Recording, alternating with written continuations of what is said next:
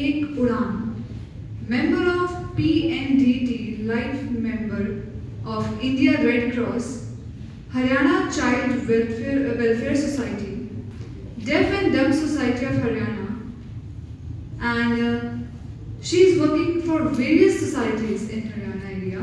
So एक बार जोरदार तालियों के साथ I would like to call Shri Kalyani Sachin ji.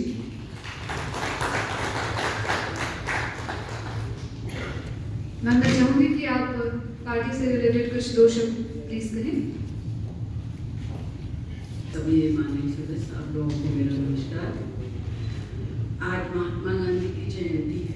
इस अवसर पर जो ये प्रोग्राम रखा गया है, तो मुझे ऐसा लगता है कि हम लोगों को उनके आदर्शों का पालन करना चाहिए।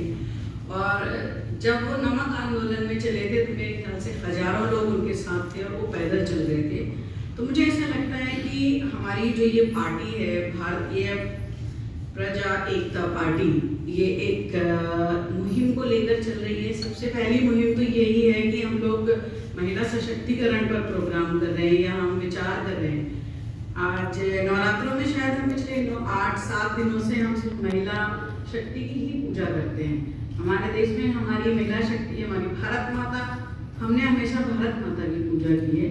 तो महिला सशक्तिकरण की ज़रूरत कम है, महिलाओं को आगे लाने की ज़रूरत ज़्यादा है। मैं ऐसा मानती हूँ। महिला वैसे ही सशक्त है, उसको थोड़ा सा घर से बाहर निकालें और आगे लाएं। मुझे लगता है कि इस पार्टी का सबसे बड़ा मुद्दा एजुकेशन का है। तो एजुकेशन सबसे इम्पोर्टेंट रोल अदा करता है, ताकि आप लोग आगे किसी भी सीमा में ना बने। जब आप जानकारी हासिल होगी, आप एजुकेटेड होंगे, हमारे गांव का या हमारे स्लम का या हमारे किसी तरह का एरिया अगर एजुकेटेड होगा तो हमें उसको कुछ भी समझाने में बहुत थोड़ा सा वक्त लगेगा और बहुत जल्दी हम एक अच्छी ऊंचाई पर और भारत को स्वर्णिम भारत बनाने में अपना योगदान दे पाएंगे। भारत माता की, भारत माता की, वंदे वंदे वंदे।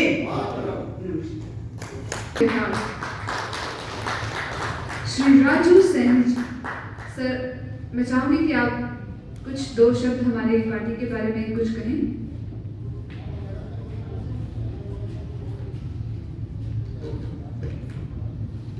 भारतीय प्रजा एकता पार्टी,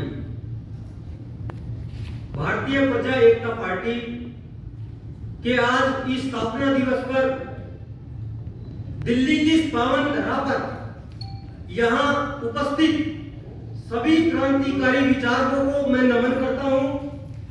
यहाँ पर आए हुए सभी अतिथिगण जो मंच पर हैं, उनको वंदन और अभिनंदन करता हूं।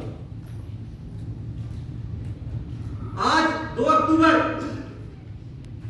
आज का दिन बहुत ही विशेष दिन है और आज के दिन इस पार्टी की स्थापना की जा रही है। स्थापना क्यों की जा रही है, आज ही के दिन, आज का दिन क्यों सिलेक्ट किया गया? देखिए, इस देश में जब भी शोषित, दलित, वंचित, पिछड़े वर्ग का दोहन हुआ, उस समय कुछ क्रांतिकारी विचारधाराओं ने जन्म लिया, जिनमें आज जिनको हम नमन करते हैं, जिनकी वजह से आज हम खुली हवा में सांस लेते हैं। राष्ट्रपिता महात्मा गांधी सत्य और अहिंसा के मार्ग को प्रशस्त करने वाले उन स्वतंत्रता सेनानियों को हमारे बीच में है तो नहीं, मगर दिलों में वास करते हैं। मैं उनको नमन करता हूं। साथियों, हमारे देश में बहुत सारी पार्टियां बनती हैं। आए दिन कोई ना कोई पार्टी देश में, प्रदेश में बनने लग रही है, रजिस्टर्ड होने लग रही है। आज इस पार्टी का जन्म हुआ, इसकी स्थापना हुई, बहुत सारी चीजें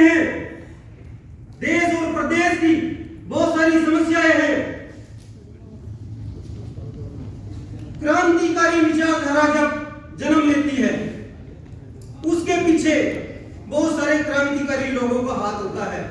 उनमें से ऐसे ही एक क्रांतिकारी विचारक नायडू जी और वीरा रेड्डी जी, जिनसे मैं कल मिला, मेरी मुलाकात हुई। पिछले कई दिनों से चर्चा तो चल रही थी, लेकिन मुलाकात कल हुई। मैं बैठा, मेरी वार्तालाप हुई और मैंने पूछा, रेड्डी साहब, देश और प्रदेश के अंदर बहुत सारी पार्टियां हैं, आप ही की पार्टी का चुनाव क्यों करूं मैं क्यों जुड़ूं इस पार्टी के साथ? देखिए, इस देश और प्रदेश के अंदर जितनी भी पार्टियां बनी या जो चल रही हैं, जो सत्ता में है या जो विपक्ष में है, तीन कॉमन मुद्दे, शिक्षा, स्वास्थ्य, रोजगार, इन तीन मुद्दों की खिचड़ी पूरे देश और प्रदेश में बनती है। कोई भी पार्टी बनेगी नहीं, या कोई पुरानी पार्टी है या जो कोई सत्ता में है, सत्ताधारी पार्टी है, सिर्फ तीन मुद्दों पे बात करते हैं। उनको पता है आम जनता की नब्ज है ये, शिक्षा, स्वास्थ्य, रोजगार।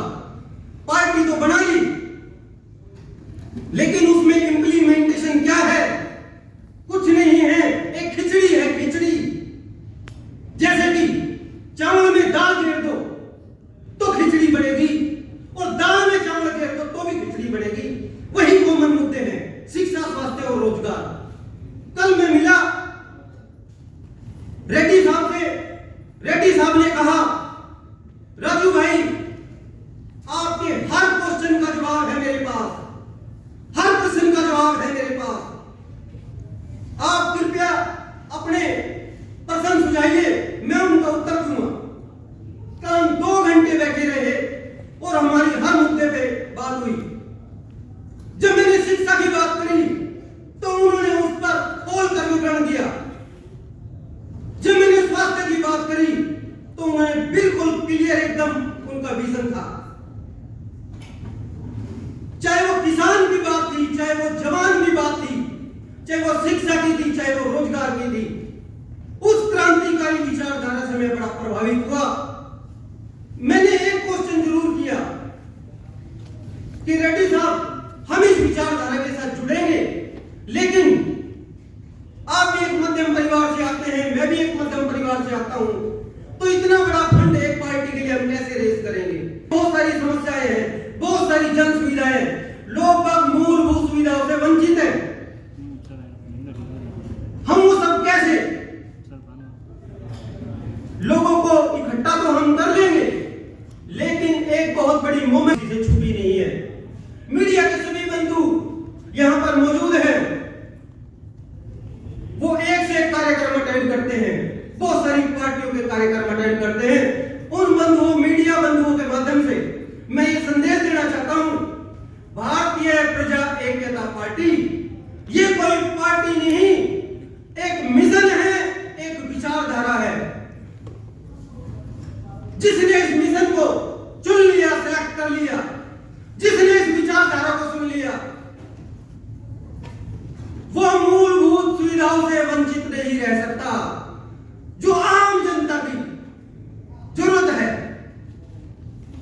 प्रगति और पथ के विकास पर यदि देश और प्रदेश को लेकर जाना है, तो इस विचारधारा को सिलेक्ट करना पड़ेगा।